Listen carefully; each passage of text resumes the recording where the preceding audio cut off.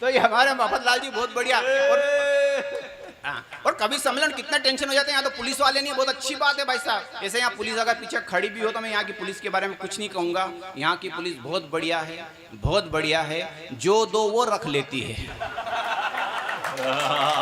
ताली उन्होंने बजा जो भुक्तभोगी है। हमारे नागदा की पुलिस खराब है भाई साहब। हाँ सुनिएगा चेक्स वाले भाई साहब, हमारे नागदा की पुलिस में एक बार पुलिस स्टेशन में गया, पुलिस वाले भाई साहब चोर को मार रहे और मारने के साथ अनशन गालियां दे रहे। तो मैंने उन्हें एक दोहा सुनाया, मैंने कि ऐसी वाणी बोलिए मन का आपा खोए, ओरण को शीतल करे आपो शीतल होए। वो बोले अब ये पंक्तियां मेरे से सुना, पुलिस वाले की पंक्ति अच्छे लगे तो ताली बजाना सारे लोग।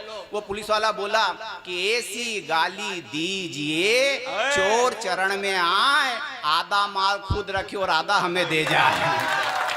ये पुलिस की स्थिति है। और पुलिस कितना शब्द है भाई साहब, 3 अक्षर का तो शब्द है, पू ली स। पू मतलब पुकारा, ली मतलब लिया और स मतलब सटका।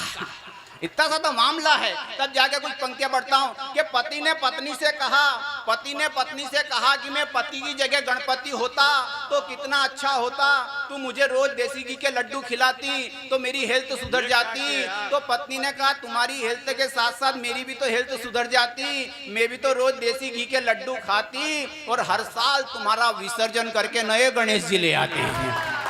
गणेश जी के हाँ खींच लो, ये हुई ना बात। कुछ शादी के समय भी एक फोटोग्राफर आ गया है, गणेश जी देख रहे हैं। बोला कि दवे जी आपका फोटो लेना। मैंने कि ले, पहले मेरा फोटो लिया, 3 फोटो और चलता बना। आधे घंटे बाद आया, बोला दवे जी आपकी पत्नी का फोटो लेना। मैंने कि ले, एक इधर से एक उधर से, एक सामने से, स्टूल पे चढ़ जा, बेंच पे चढ़ जा, गोढ़ी पे चढ़ जा। मेरी पत्नी से बोले घूंघट को थोड़ा नीचे कीजिए, इधर देखिए उधर देखिए, मुस्कुराइए, ऊपर गर्दन कीजिए। मैंने कि क्या कर रहा है? फोटोग्राफर बोला मैं भाई साहब सेट कर रहा हूँ। मैंने तू सेट करेगा तो मैं तेरे को भेंट करूंगा क्या? बड़ी मुश्किल से तो मामला सेट हुआ ना, उसमें तू आधी रोटी में दाल लेने के लिए आ गया है। तो और कुछ पंक्तियां पढ़ता हूँ साहब। ये चाय की बातें हो रही थी, बहुत सारी चाय पिला दी भाई साहब ने, चाय पिला पिला करके हमारे को संतुष्टि किया। मैंने मेरी पत्नी से कहा कि वो लल्लू चाय वाला जब चाय बनाता है तो चाय पी करके मजा आता है, ग्राहक उसी के गुण गाता है, मगर तेरे हाथ की चाय पीकर कभी सभी ही मजा आता है, बाकी तो मूड खराब हो जाता है। बता उसके चाय बनाने में और तेरे चाय बनाने में क्या फर्क है और इस विषय पर तेरा क्या तर्क है? तो पत्नी ने कहा कि लल्लू चाय वाला जब चाय खराब बनाता है तो ग्राहक दूसरी दुकान पर चला जाता है, लेकिन हमारा ग्राहक घूम फिर कर झक मार हमारी दुकान पर ही आता है, क्योंकि ग्राहक के और हमारे बीच में एक एग्रीमेंट है, वो टेम्परेरी और हम परमानेंट है। हम परमानेंट है।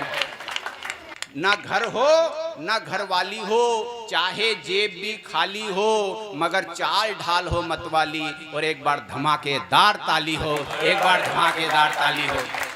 देखो साहब हम तो पत्नी पीड़ित आदमी हैं। हमारे भाई साहब ने हमारे को बुलाया, हम बहुत बड़े सौभाग्यशाली की पत्नी से कुछ दिन की दूरी बनी। और ये भाई साहब मफतलाल जी इतने प्यारे व्यक्ति है। भाई साहब एक बार अमेरिका से कवि सम्मेलन का ऑफर आया, बोले दवे जी आपको आना। मैंने किया आऊँगा पर एक आदमी साथ में लाऊंगा। वो बोले ऐसा क्यों? मैंने कि मेरी स्टाइल ऐसी, मैं कहीं भी अकेले नहीं जाता हूँ, एक आदमी को साथ में ले जाता हूँ। बोले लिया ना, उसका भी खर्चा उठाएंगे। मैं सबसे पहले नागर जी के पास, मैंने नागर जी अमेरिका चलना है।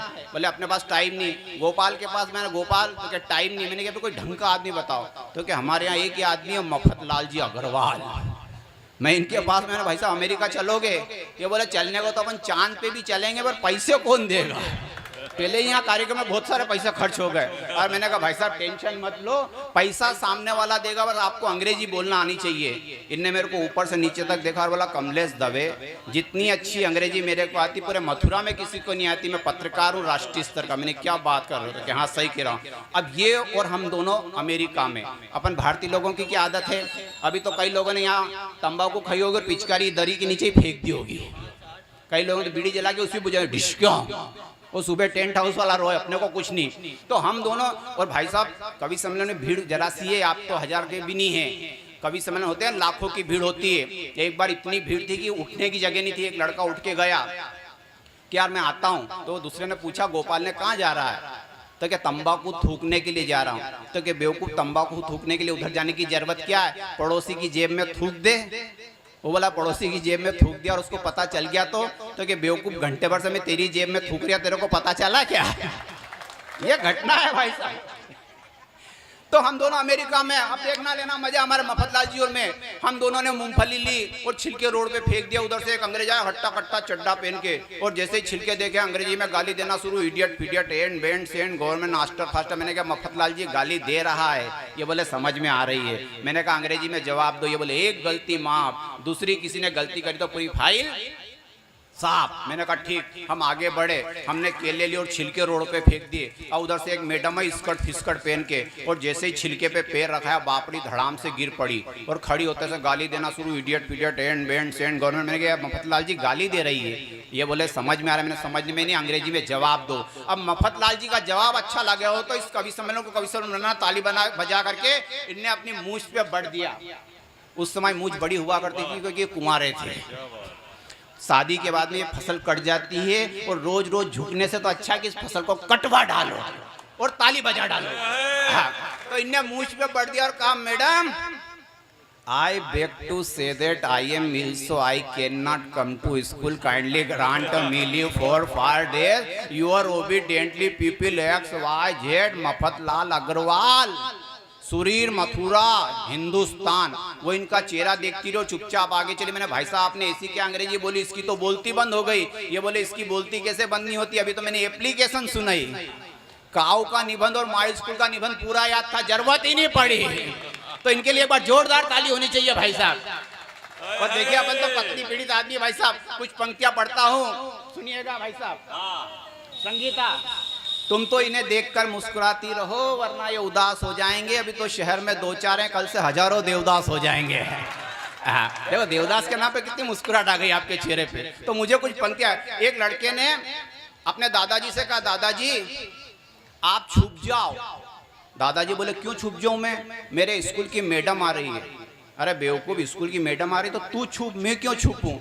तो पोता बोला दादाजी ऐसा है, मैं आज स्कूल में मैडम से बोल के आया था कि मैं 13 दिन तक स्कूल नहीं आऊँगा। तो दादाजी बोले ऐसा क्यों बोल के आया था। मैं बोल के आया था कि मेरे दादाजी सलट गए। ऐसे बच्चे हो गए भाई साहब। मेरा बच्चा इतना खतरनाक, मैंने कहा क्यों तेरा रिजल्ट आने वाला था, क्या हुआ। तो कि मास्टर का छोरा फेल हो गया। अरे मैंने कहा रिजल्ट तेरा पूछ रहा था कि डॉक्टर का छोरा फेल हो गया। अरे मैंने रिजल्ट तेरा पूछ रहा था वकील का छोरा फेल हो। मैंने एक दी झापट खींच करके बोला पापा तुम्हारे में अक्कल कब आएगी।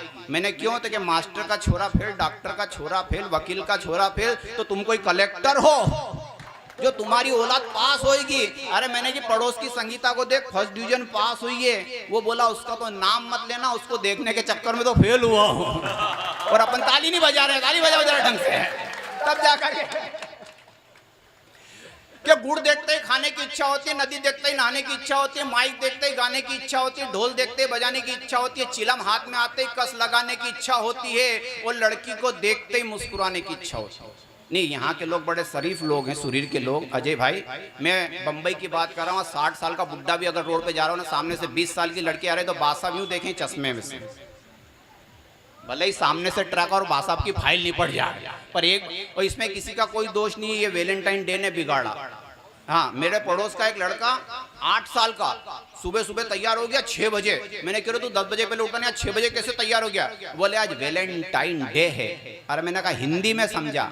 वो बोला कुंवारों की देव उठनी 11 बसंत पंचमी। मैंने कहा बहुत बढ़िया बेटा। मैं शाम को उसके घर पे गया, वो बिस्तर में लेटा। मैंने क्यों रे आज तो बसंत पंचमी थी, देव उठनी 11 क्या हुआ।